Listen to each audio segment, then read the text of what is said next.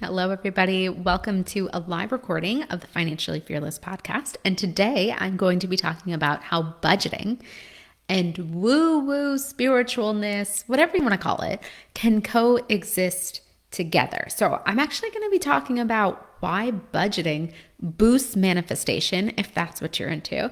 And I'm going to tell you something shocking. A majority of my clients are into manifestation, spirituality. They're into astrology. They are into tarot cards. They are spiritual woo women. That's how they would identify their hobbies, their beliefs would be in that way. And a majority of my clients do this stuff, believe in this stuff. And so I find it so funny that a lot of people think these are two things that would clash, two things that wouldn't go together, when actually they go perfectly hand in hand. So if you identify as one of those women who are into spirituality, who's into horoscopes, who's into tarot cards, budgeting is actually going to help your manifestation practices, or it's going to help that spiritual side of you. And I'm going to break down this episode what that means. Like, what does that look like? And why does it make sense that budgeting and spirituality and woo-woo can go hand in hand together? Okay, so let me pull up my notes here and as we go live. If you ever want to watch a live recording of this episode, feel free to join my Financially Fearless Facebook group. That's where sometimes episodes go live. They also go live on my personal Facebook page, but join the Financially Fearless Facebook group and you will get the first recording. You'll be able to see it done live and ask questions live. All right. So here's what I find so interesting about those clients that come to me. The thing is that they know that they need some type of system. They need some type of masculine system to help support this really feminine spiritual business that they've built.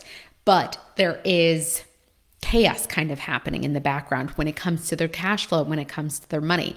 And the reason why they avoid budgeting at first is because they think that budgeting is going to create scarcity.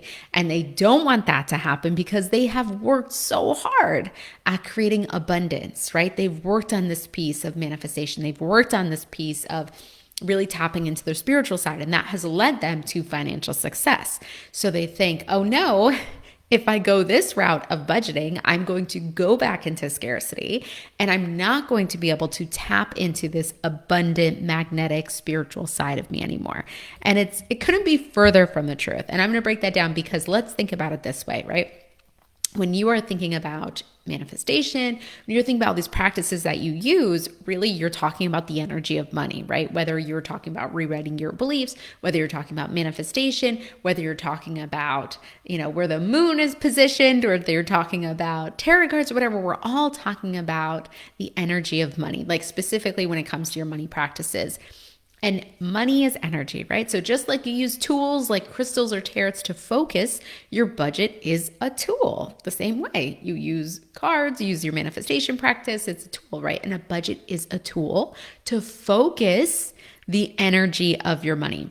So some people believe that budgeting equals scarcity and that it's about limits. But true abundance comes from clarity, right? So think of it this way. Think of like you're choosing the best crystal for your intention that day or whatever, right? If you're into that, or you're choosing something to make you feel really good that day in the practice of money, or you're doing something like you're doing these things, right? With intention. And a budget works the same way. It's about intention and alignment. So you're picking some stone because your intention for that day is to get more love or more prosperity or more abundance, right? And the same way you're doing those practices, a budget is the same thing. It's about being intentional and it's about doing something that's aligned. Instead, it's just giving a place for our money to be intentional and aligned. So when you don't have clarity on your finances, it's like trying to manifest from a really cloudy, cluttered place, which is not what I think manifestation practices would preach. They would preach more about having a place, like having a certain goal, right? That is so crystal clear. There's a lot of clarity there, right? It's got to be super crystal clear. What's the money for? How are you getting the money, right? Writing those things out. And budgeting's the same thing. Where is the money going? What is it doing? It's the same exact thing, right? It's all about clarity. It's all about focus. It's all about intention. And that's exactly what you're doing when you're budgeting your money. It's the same characteristics that you're bringing to manifestation, you also bring to budgeting, which is crazy, right? Thinking about it that way, it's like, wait a second. Yes, I'm already practicing this stuff. All right, moving on to the second part. Budgeting equals scarcity. And we're going to work into how can we flip the scarcity script around this? How can we flip that thought and that idea that like budgeting equals scarcity? So scarcity isn't created by budgeting. It's not. Like if you avoid your budget, right? That's where true scarcity comes in. Avoidance. That's when you can feel like there's never enough money. You're never, it's never going to the right places. There's always something else that comes up. It's avoidance. Avoidance is what's actually creating that scarcity feeling. A budget isn't what's creating that feeling. Money's going to be spent either way, but you would rather know where it's going and what it's doing, right? So when we think about it, we think a budget equals scarcity. No, it's the avoidance that actually equals and creates the scarcity around it. Isn't that crazy? It's a crazy thought to have, right? But to actually put it out and lay it all out, it's like, oh, wait a second.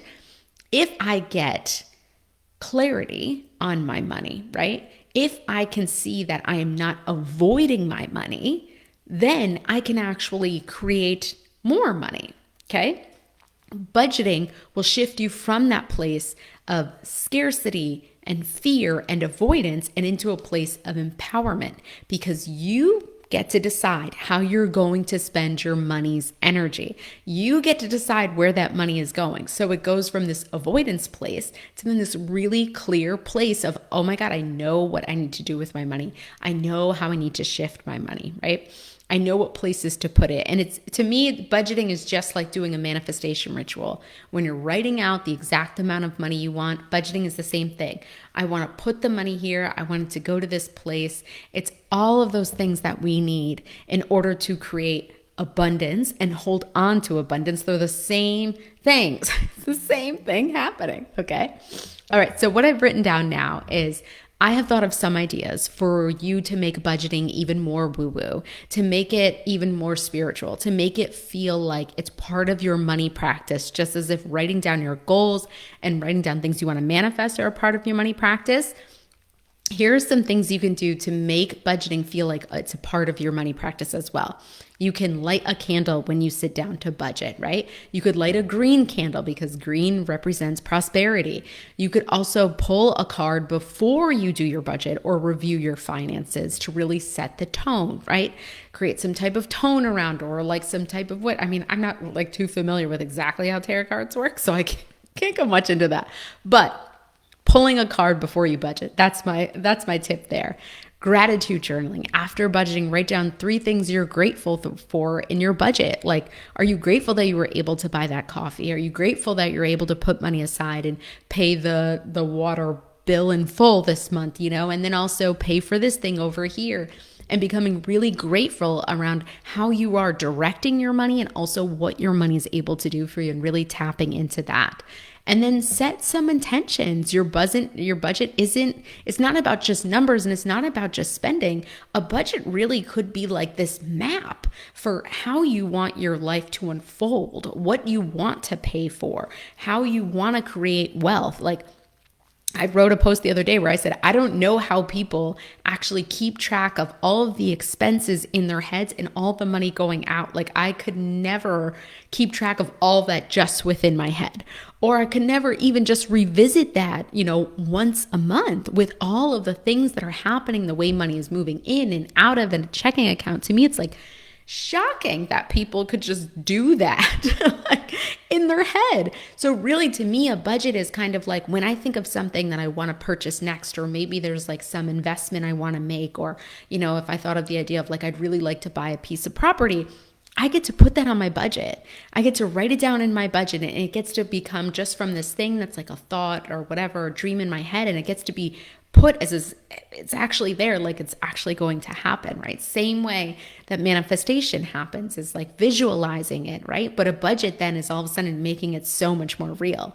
If you have a dream of owning a bigger home, And that means that it's going to be more expensive. The mortgage is going to be bigger, right? For your dream home. You can put in that dream home mortgage payment and see how much it's going to add to your budget, see how much it's going to cost, but leave it in there and say like, wow, like, okay, so this is what I'm working towards. This is what I'm moving towards. So think of a budget as kind of like really a map for your dreams, ways you can create and make money for that thing you want to happen, okay? So budgeting supports manifestation, because manifestation, like I've said several times before already, it's about clarity, but it's also about belief. So when your budget, think of it this way, think of it that you are sending a signal to the universe saying, I am really serious about buying that dream home. I am really serious about getting out of debt. I am really serious about saving a whole bunch of money this month. I am really serious about buying that investment property, right? And then you can think of it this way from your spiritual point of view is, I trust myself to manage money. I trust myself to look at my money. I'm taking good care of myself, and I will take good care of the future money that is coming to me, right? Not only just the money that I have right now, but all that big abundance that I want, or the more money that I want. I have a plan for how to manage it and take care of it. It's setting yourself up to say, I am open to receive more. Okay, so these are all of the different ways that we can look at that budgeting and spiritualness and budgeting and abundance go hand in hand. This is a manifestation practice. You can think of it that way, that this is a manifestation practice. When I'm working with my clients, and like I said at the beginning of this audio, that a majority of my clients are into spirituality, and they are into horoscopes, and they are into manifestation practices, right? And a lot of them do worry, will this block my abundance? Will doing this, put me on a path of becoming more detached from like being dreamy about money? And I said, no way. This is all about getting clarity, because budgeting doesn't block abundance. It actually builds it. So majority of my clients, when they do end our sessions, when they come to the first session and the first session's over, they have more money. How do you think that happens? It doesn't happen just because of the manifestation practice. They're making more money. They actually know what to do with their money now.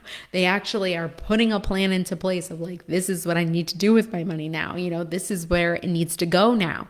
And then they're creating more abundance for themselves. So when you honor your money, you honor the energy of money, you create an intention, and you create a foundation for it to flow more freely into your life. So you can be woo and have a budget too.